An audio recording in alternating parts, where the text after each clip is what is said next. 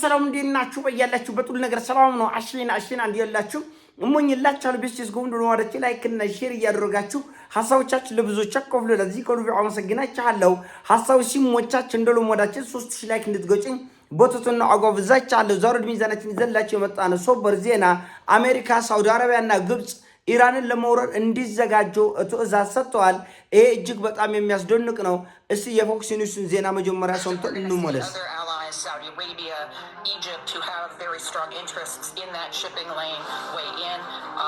I think what you're seeing is Iran trying to affect more shipping outside of the Strait of Hormuz as possibly there's... የጮነቀው አሉ እርጎዝ ያጎባል ስትወልዱበት ደግሞ ጎደል ይጎባል አሉ የአሜሪካው ፕሬዝዳንት ዶናልድ ጄ ትራምፕ እጅግ በጣም ግዙፍ ቴክኖሎጂና የጦር ኃይል ያለውን ኔቶ መጠቀም ሲያክታቸው የአውሮፓ ሀገሮች ተርበድብደውና ተንቆጥቅጠው ተንቦቅብቀው ከዚህ ጦርነቱ ሲሸሹ የፈረደባቸውን ሳውዲ አረቢያና ግብጽ ደግሞ ለእግረኛ ጦር ወረራ ተዘጋጁ በሳውዲ አረቢያ በኩል አድርገን ኢራንን እንወራታለን እማይሆነን ሳውዲ አረቢያ እኮ ሁቲ አሁን በዛሬው ዕለት የሳውዲ አረቢያ መርከቦች በቀይ ባህር እንዳልፉ ብለው ሁቲ ያዘዘውን ትዕዛዝ ተቀብለው መርከቦቻቸው ወደ ሳውዲ አረቢያ እየተመለሱ ነው በነገራችን ላይ እንኳን ኢራንን ለመውረር ቀርቶ የቀይ ባህር መንገዳቸውን እንኳን ማስከበርም ማስጠበቅም ያልቻሉ ልፍስፍስ ዱኩማኖች ናቸው ከሳውዲ አረቢያ እንዴት አርገን አሁን ለዛውም በእግረኛ ወረራ እንደው ጨዋታቸው የማይጠገብ የሁቲ ታጣቂዎች ከናቸው አንጻን ታጣቂዎቹ እንኳን የሳውዲ አረቢያን መንግስት አንቀጥቅጠው አየር መንገዱን ደብድበው የሳውዲ አረቢያን አየር መንገድ ደብድበው እጅን ሰብስብ ሳንቆርጥ በፊት ብለው በታጣቂዎች ነው ማለት ያለው እንኳን የኢራንን መንግስት ሊጎዳደርና የኢራንን የጦር ኃይል ሊፋለመው ቆርጦ ማለት እና በርግጥ ግብጽ ባገኘችበት የማሽወርጎድ ባህሪ አለ እንደዚህ አይነት ባህሪ ቱርክ ላይ ይታያል ቱርክና ግብጽ እንዲሁም ሳውዲ አረቢያ በአሁኑ ሰዓት ላይ በዓለም ላይ በማሽቃበጥ ቁጥር 1 የሆኑ አገሮች ናቸው በማሽወርጎድ ቁጥር 1 እኔ በጣም በሚገርም ሁኔታ ሶስቱም በጣም ትልቅ አገሮች ናቸው ኢኮኖሚያዊ ፖለቲካና ወታደራዊ አቅማቸው በጣም ግዙፍ የሚባል ነው ነገር ግን የሶስቱም አገር መሪዎች በተለይ የግብጽና የሳውዲ አረቢያ መሪዎች አምባገነኖችና የለየላቸው ወረበሎች በመሆናቸው አሜሪካን ካስቆጡ እና ካስቆረፉ 2 ቀን በስልጣን እንደማይቀመጡ ያውቃሉ 2 ቀን በስልጣን አይቀመጡም እና አሁን የቆይ ባህር ለሳውዲ አረቢያ ዝግ ነው አፈነዳቻለሁ በሚሳኤልና በድሮን አፈነዳለሁ የሳውዲ አረቢያ መርከብ ዝር እንዳይል ነው ያለው የሁቲ ታጣቂዎች እሺ በቃ ይቆር ብለው 6 የሳውዲ አረቢያ ግዙፍ መርከቦች ወደ ሳውዲ ነው የተመለሱት እና ይሄን ተከትሎ በነገራችን ላይ ይሄን ተከትሎ ኢትዮጵያ ላይ የሚመጣ ፖለቲካዊና ኢኮኖሚያዊ ጫናዎች አሉ ይሄ በጣም አደገኛ ነገር ነው ጉሮራችን እየታነቀ እንደሆነ ማወቅ አለባቸው ይሄ ቀጠናው ላይ እየተነሳ ያለው ግጭት እኔ የኢትዮጵያ የሚያሳስበኝ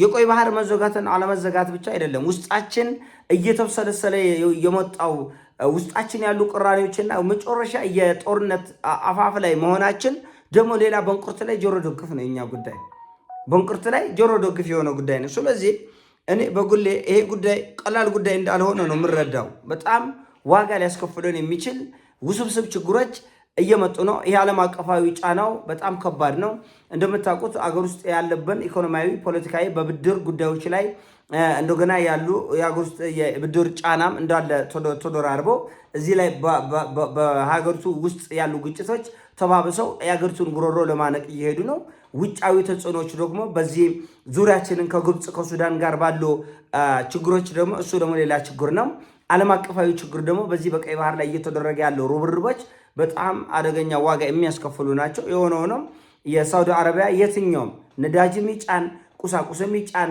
ምግብም ይጫን ምንም ይጫን መግባትም መውጣትም ነው የተከለከለው በዚህ ብቻ በቃ በእርግጠኝነት ሳውዲዎችም እጃቸውን እግራቸውን አጣጥፋ አይቀመጡም የየመንን ሁቲ ታጣቂዎች ያሉበትን ቀጠና ለመደብደብ ከአሜሪካ ጋር ሆነው ማሽወርጎዳቸውን የሚተው አይመስለኝም ያን ተከትሎ ደግሞ ሁቲ ከሳውዲ አረቢያ አልፎ ሌሎች መርከቦችም ጭራሹ ማንም እንዳያልፍ የሚል በቁጣ የተሞላ እርምጃ ሊወስድ ይችላል በነገራችን ላይ እያንዳንዱ እርምጃ ደረጃ በደረጃ እንዲወስዱ የሚያደርጉት ኢራኖቹ ቻይኖችና ራሺያኖቹ ነው ሁቲ የሚታገዙት በሶስቱም ነው በቻይናም በራሺያም በኢራንም ነው የሚታገዙት እንደዚህም ብሎ ተራ ታጣቂ ወይም ደግሞ አማጽያን የሚመስሉ ብዙ ሰው አለ ሚሳኤል ነው የታጠቀው በጣም አደገኛ ሚሳኤል ሳውዲ አረቢያ መቆጥቀጥ እስራኤል 1000 ኪሎ ሜትር ሳውዲ አረቢያን አተሻግሮ እስራኤልን የሚመታ ሚሳኤል የታጠቀ ነው። ዝም ብሎ ቀል አይደለም። አብዛኛው አፍሪካ ሀገሮች ሁቲ የታጠቀውን አልታጠቀም፣ ቢታጠቅም አያውቁትም። እንዴት እንደሚጠቀሙ ራስ አያውቁትም። እውነት አያውቁትም። አብዛኛው አፍሪካ ሀገር መሪዎች እና የጦር ኃይሎች ሁቲ የሚታጠቀውን መሳሪያ መታጠቅም አይችልም። ድንገት እንደ አጋጣሚ ሎተሪ ወጣላቸው ቢታጠቁት መጠቀሙንም አይችልም። 1000 ኪሎ ሜትር የሚምዘገዘግ እጅግ በጣም አደገኛ የሆኑ ቦሊስቲክ ሚሳኤሎችን ነው ሁቲ ሲጠቀም የነበረ። እስራኤልን እኮ ሲደበድብ የነበረ ኃይል እኮ ነው። ቀልድ መሰለ እንዴ? አሜሪካና እስራኤል ሳውዲ አረቢያ ጋር አንድ ላይ ሆነው እኮ ቀጥቅጠው ማጥፋት ያልቻሉት ኃይል እኮ ነው። ሁቲ ቀላል መሰለ እንዴ? ጉረራችን ነው የሚያንቅን የኔ ጌታ። ቀልድ አይደለም። በጣም ውስብስብ ነው የፖለቲካ እና ሳውዲ በባህሬን የሚገኘውን የአማዞን ዋና ቢሮ ደብድባለች። ማዕት ስፍር ቁጥር የሌለው ዳታ ቤዞችን የሚይዝ በጣም ውስብስብ ጉዳይ ያለበትን ቢሮ ነው በቀላሉ በድሮኖች አፈንድታ ይጣለችው። እና የመጠፋፋት ጦርነት ስለሆነ ርህራሄ አያስፈልግም። አንተም ለእኔ እንድትራራልኝ አልፈልግም፣ እኔም ለአንተ አራራለም። አንተም ከእኔ አትጠብቅም፣ እኔም ለአንተ አልጠብቅም። የመጠፋፋት ጦርነት ሲሆን እችን አትርፌ እችን እንትን ብዬ እችን ተደራድሬ እችን ተሞቻሞቼ የማገኘው ጥቅም አለ የለም። ዝም ብለህ መገዳደል ብቻ ነው። በጣም የሚያምህ ቦታ ላይ ይመታል። በጣም የሚያምህ ሶክተም ማይነቅል ማለት ነው። ሶካል ጠላት በአንተ ላይ ሳንጃ ይሶካል አይነቅልም። እንደዛ ላይ መጠፋፋት ጦርነት ማለት እና ይህን ማወቅ ያስፈልጋል። ይሄ ጦርነት ምንም ማመቻመች የለም። አሁን ግብፅና ሳውዲ አረቢያ ለአሜሪካ እንደው አሜሪካ ጦፍቷል፣ የኢራን ወታደር ጦፍቷል፣ የባህር ኃይሉ ጦፍቷል፣ ምኑ ጦፍቷል፣ ሰማይ ምድሩ ጨሳል፣ አብቅቶለታል እያለች ነው። እንደገና ደግሞ ግብፅና ሳውዲ አረቢያ ተዘጋጀ ለምድር ወረራ ብሏል። በነገራችን ላይ የምድር የእግረኛ ወረራው በኢራን በኩልም ባህሬንና ኩዌትን ለመውረር ዝግጅቷን አጠናቃለች። ወደ እግረኛ ጦርነት መሄድ ግድ ነው። በነገራችን ላይ የሰው ሀገር ዝም ብለህ ከተማውን አፍርሰ ድልድዩን አፍርሰ በእግረኛ ገብተህ ከተማውን ቢሮን ካልተቆጣጠርክ እንዴት አገር ይሆንልሃል? አይሆንልም እኮ አይሆንልም። ተደርጎም አይታወቅ። በነገራችን ላይ አሁን የአሜሪካ እግረኛ ጦር ወደ ኢራን እንዲገባ ይፈልጋል። የኢራን መልክዓ ምድር እጅግ በጣም አደገኛ ነው። የኢራን ህዝብ ሁሉም ተዋጊ ነው። ሰማይ ምድሩ ይዋጋል በኢራን ምድር ላይ። እንዴት ተደርጎ ነው? የኢራን ጦር መሳሪያዎች የቱ ጋር እንዳለ የሚታወቁ ነገር የለም። እና ዝም ብሎ በጉጉት ደረጃ ነው ያሉት አሜሪካኖች። ዝም ብሎ በቅዠት በህልም በሙኞት በአምሮት እየተቃጠሉ ያሉ ናቸው። ኢራንን መውረር በእግረኛ መግባት የሚል ሀሳብ አለ። ግን እንዴት እንዲሁ የምታውቁት የአሜሪካ ህዝብ 10 ሰው 20 ሰው ሲሞትበት ይላል። ለምን? የነሱ ወርቅ የነሱ ህይወት ወርቅ ነው፣ አልማዝ ነው፣ ክቡር ነው፣ እንቁ ነው። እንግዲህ ሌላው ህይወት ግን የረገፈ ቅጠል ነው። ምንም ችግር የለም። ሊባኖስ ላይ ዝም ብሎ በወር በ15 ቀን በሁለት ወር ውስጥ 10,000 15,000 ሰው ቢሞት ምንም ችግር የለም። ፍልስጤም ላይ ያ ሁሉ እልቂት ምንም ችግር የለም። ችግሩ ያለው እጅግ በጣም ከአልማዝ የከበረ ህይወት ያላቸው አሜሪካኖች ሲሞቱ ብቻ።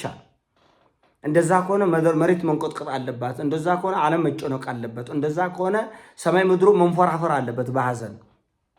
እንደዛ እና በሆኑ አሁን የሚደረገው የእግረኛ ጦርነት ውስብስብ ነው። በነገራችን ላይ በሰፊ እናዋለን። እግረኛ ጦር ሲገባ አድቫንቴጅ አለው። በጣም አደገኛ የሆነ ደግሞ ዲስአድቫንቴጅ አለው። ዝም ብለህ የሰው ሀገር ሰማዩን ምድሩንም ስለደበደብክ የጦር ጀት አይዋጋም። በነገራችን የሰው መሬት እንድትይዝ አይረዳም። የጦር ጀቶች፣ ሚሳኤሎች፣ ድሮኖች ሊያግዙ የሚችሉት ምንድን ነው? ሊያግዙ የሚችሉት ሚሳኤልና ድሮን፣ የጦር ጀቶች የጠላትን የጦር መሳሪያ ክምችት ምሽጎች ልታፈርስ ልታወድም ትችላለህ። ተዋጊዎችን ልታወድም ትችላለህ። ነገር ግን ተዋጊዎች ወደ ጎሬላ ውጊያ ወደ ተበታተነ ውጊያ ከገቡ የታባት ትገባለህ? የታባትም አትገባም። ስለዚህ የሰው ኃይል ያስፈልጋል። ተራራውን ወጥቶ ቁልቁለቱን ወርዶ ጭቃውን ተሻግሮ ወንዙን አምቦ ጨርቆ የሚዋጋ መሳሪያውን ተሸክመ ቀለቡን ተሸክመ የሚዋጋ በጣም ድፍረት የተሞላ ወታደር ያስፈልጋል። ይሄ ወታደር ከታባት ያመጣል። ስለዚህ ነው አሜሪካ፣ ሳውዲ አረቢያና ግብፅ ተዘጋጁ የምትለው። በእግረኛ መዋጋት ቀላል አይደለም። በሰው አገር ጭቃ፣ በሰው አገር መንደሮች፣ በሰው አገር ተራራ፣ በሰው አገር ወንዞች ትሄዳል እና ይህ ነገር ይሳካሉ የሚለው ጉዳይ አብረን የምናየው ይሆናል። ግን እንደኔ እይታና እንደኔ ግምት ከሆነ እንደ ዝም ብሎ ቅዠት ለማአለኝ ወሰማይ ወተታን እማላይ አይነት የእብደት ተኮር አካሄድ ነው የሚመስለኝ። ኤኒዌይስ በግራም ነፈሰ በቀኝም ነፈሰ ይሄ ጦርነት ወደ እግረኛ ጦርነት መሄዱ አይቀርም። አማራጭ ስለሌለን ዝም ብሎ ሰማይ ምድሩን አፍረሰ የምታሸንፈው ጦርነት የለም። መሬት ላይ መገኘት አለበት። መሬት ላይ መገኘት ደግሞ በኢራን ምድር ውስጥ ሲኦል ውስጥ እንደ መዘፈቅ የሚቆጠር አደገኛ ጉዳይ ነው። ይሄን ሀሳብ ነው። ሲሞቻች ላይ አርጎ ሼር አርጎ ወዳቻለሁ። ፒስ